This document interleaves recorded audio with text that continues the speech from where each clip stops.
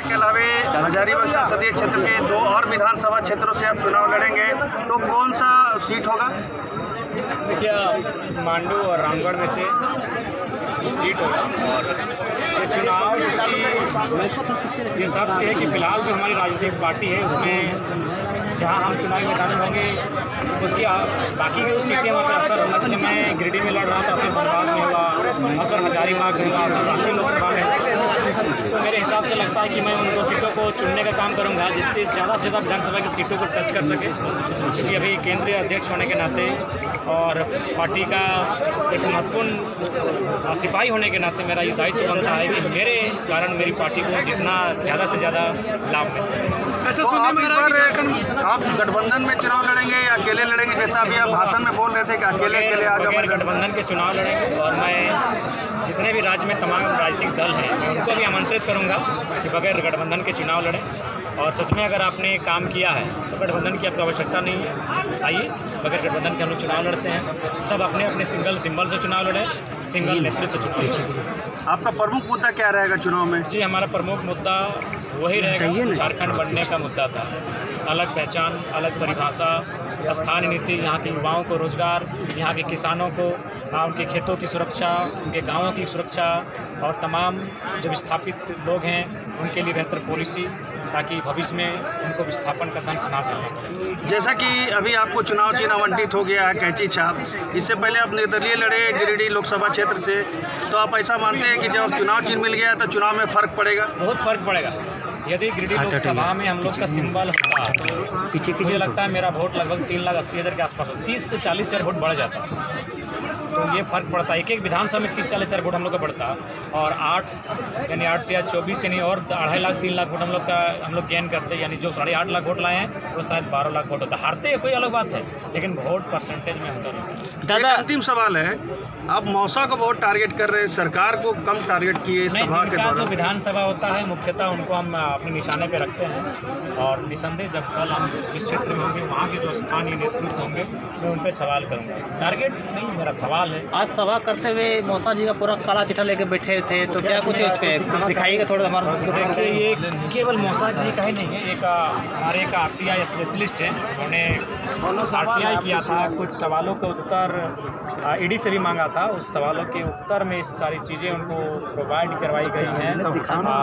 कहाँ किस नेता की संपत्ति है, किस प्रकार से वे जनता की आंखों में धूल झोंकते हैं, उनका बाकायदा बिल्डिंग सहित सारी चीज़ें यहाँ इंक्लूड की गई हैं।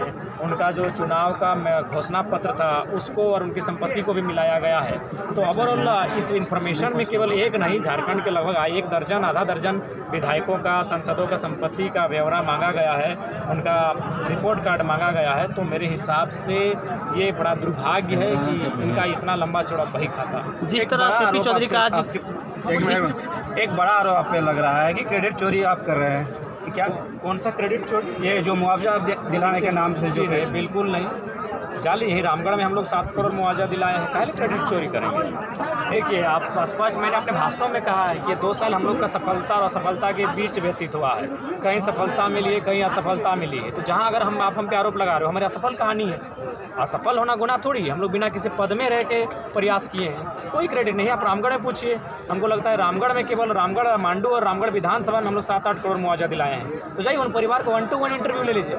हमने तो शुरू से कहा है कि जब हम चुनाव नहीं जीत लड़े थे उस समय 10 में 1 से 2 समस्या का समाधान कर लेते थे। जब हम चुनाव लड़े और लगभग 3.5 लाख वोट ले आए तो 4-5 समस्याओं का समाधान करने लगे। तो अभी भी तो पूर्ण समस्याओं का समाधान हम नहीं कर पा रहे। तो उसी में से वो एक कहानी होगी कि उस समस्या का पूर्णतः समाधान नहीं हो पाया किसी कारण, बस उसके लिए हम लोग प्रयास रखते हैं। इसमें कोई क्रेडिट चोरी नहीं। एक्चुअली कुछ मीडिया हाउस, मीडिया नहीं कहेंगे, यूट्यूबर कहेंगे, कुछ यूट्यूबर को इस प्रकार से मतलब पैकेज मैनेज किया गया है। वहाँ अगर जरा महतो का नाम नहीं आता तो वहाँ वो जाते ही नहीं। यही अगर उनको अगर मुआवजा कोई अगर देखना है तो एक और यूट्यूबर है पेटरवार का, वहाँ लोग अपनी ज़मीन को लेकर मुआवजा मांग रहे हैं, वहाँ वीडियो बनाए ना, देखते हैं कितना साहस है उनका। और एक वो यूट्यूबर है आपका बेरमो का, वहाँ लोग अपनी ज़मीन को लेकर कोलियरी में मुआवजा मांग रहे हैं, वहाँ बनाइए। तो वहाँ इसलिए नहीं वीडियो बनाएंगे क्योंकि वहाँ जरा महतो का नाम नहीं है। ये तो पीड़ित परिवार के द्वारा आरोप लगाया नहीं, आरोप क्या रहेगा? क्यों हम आरोप स्वीकार करेंगे भाई? हम तो आपके मैंने आंदोलन को समर्थन देने गए थे। हमारे लड़के सुबह से शाम तक बिना खाए धरने पर बैठे हैं। हम सरकार में नहीं जो आरोप सुनेंगे। हमने प्रयास किया था, उन्होंने बाकायदा ड्राफ्टिंग हुआ, और उसके बाद हम लोग लगातार प्रयास में बने थे। बीच में लोकसभा का चुनाव आया, आचार संहिता लगा, तो आचार संहिता में थोड़ी कोई धरने पे बैठता, यही लोकसभा का चुनाव पार हुआ था।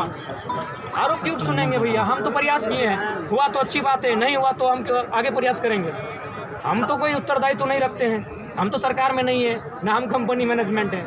आप लगातार अपने सभाओं में कहते हैं कि आपका जो वोटर है कहीं ना कहीं ज़्यादातर महिलाएं कोर वोटर माना जाता है, वही महिलाओं को टारगेट करके जो जेएमएम सरकार है कहीं ना कहीं योजना लाई है, तो कहीं क्या लगता है महिलाएं जो वोटर है कहीं कन्वर्ट तो नहीं हो जाएगी? नहीं, बिल्कुल भी नहीं होगी। मैंने उन महिलाओं को, दीदियों को समझा दिया है कि अगर मुख्यमंत्री कभी भी इस भाषण में इस बात का जिक्र करे कि आपको 1000 रुपये महीना दिया, तो बोलेगा कि 2020 में क्यों नहीं देते, 4 साल मिल जाता। 1 महीना पहले, तो अब दीदी लोग इतनी बेवकूफ़ नहीं रही कि 1 महीना पहले आप चुनावी एजेंडे के नाते आए हैं। उसके बाद आपके परिवार का महीना क्या है उनको मालूम है। मुख्यमंत्री की तनख्वाह 3 लाख, उनकी पत्नी की तनख्वाह 3 लाख, उनकी भाभी की तनख्वाह 3 लाख, उनके भाई की तनख्वाह 3 लाख, उनके पिताजी राज्यसभा सांसद, उनकी तनख्वाह 3 लाख, 15 लाख हो गया आपका परिवार का। और गरीब जनता 1000 रुपये महीना देना है, तो 20,000, 18,000, 16,000 प्रत्येक परिवार में एक नौकरी कैसे आए उसकी व्यवस्था कीजिए। आप उठाएंगे 15 लाख महीना, पूरा परिवार आपका विधायक सांसद भरा पड़ा है, और मैया सम्मान के नाम पे 1000 रुपये, तो वो उनका वोट बैंक जो सोचा है। मैं जहाँ मेरा जो प्रभावित क्षेत्र होगा वहाँ उस वोट बैंक की मेरे पास तोड़ है। कहीं ना कहीं उत्पाद विभाग कई लोग जाने गई है। देखिए जग्गी भैया, अगर आपने मेरे काके के जनसभा को सुना होगा तो लगभग मैंने 15 मिनट उत्पाद पे अपना स्पीच दिया था कि भादर महीना की गर्मी है, दौड़ को तत्काल बंद किया जाए। जब 2 लड़कों का डेथ हुआ था, मैंने तभी अपना स्टेटमेंट दिया था, लेकिन सरकार ने 15 मौत का इंतजार किया। मैं तो उसमें हमेशा मुखर होकर बोला हूँ, मैंने हमेशा मुखर होकर बात कहा है। 17 हो गया नहीं सर, उत्पाद सिपाही में मंत्री लोगों 1-1 लाख रुपए देने का मुआवजा भी 1 लाख कोई मुआवजा है? 1-1 लाख रुपए, 1 लाख कोई मुआवजा नहीं, कम से कम 10-10 लाख मुआवजा होना चाहिए। दोबारा फिर शुरू किया गया।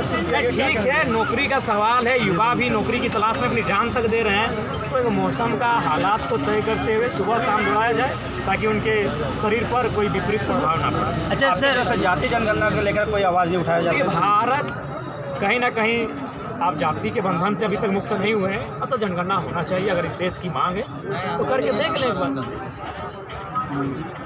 संजय मेहता लगातार आपसे कटते जा रहे हैं, क्या कहेंगे उनके बारे में? देखिए, वो हमारे संगठन के लिए ना कभी कोई कार्य किए हैं, ना कभी कोई विस्तार किए हैं। अभी उनको पलामू का प्रभारी बनाए तो वो गए भी नहीं थे। वो तो हमारी जीत थी कि उनको हम चुनाव लड़ाएंगे, पढ़े लिखे व्यक्ति हैं। लेकिन कुछ लोग थोड़ा सा तुरंत अपना आसमान की ओर सफर तय करने लगते हैं। क्या जेबीकेएस या JLKM इस बार टिकट देगी उन्हें? देखिए, उन्होंने सबसे पहली बात की आवेदन नहीं किया है, अतः अगर वो चुनाव लड़ेंगे तो जहाँ वो लड़के से उनका बड़ी सीट है, तो बड़ी से जिन लोगों ने आवेदन किया है उनको मनाना होगा, उनको NOC लेना होगा, तभी लड़ेंगे। नहीं फिर उन सीटों पे लड़ेंगे जहाँ से कोई आवेदन नहीं मिला। ज़्यादा पिछले बार के इंडिया गठबंधन के ममता देवी और साथ में UPA के सुनीता चौधरी है, आप उस जगह पे किस रूप में देख रहे हैं और कहाँ पर देख रहे हैं? क्योंकि 50,000 से ज़्यादा वोट लाए हैं, 55,000 वोट विधानसभा में लेके आए हैं लोकसभा के चुनाव में, तो हम लोग अपने आप को सीधा मुकाबले में पा रहे हैं और हमें पूर्ण आशा है रामगढ़ की सीट हम लोग प्रभावित। लास्ट सवाल रहेगा, रामगढ़ से क्या प्रत्याशी दिया जाएगा?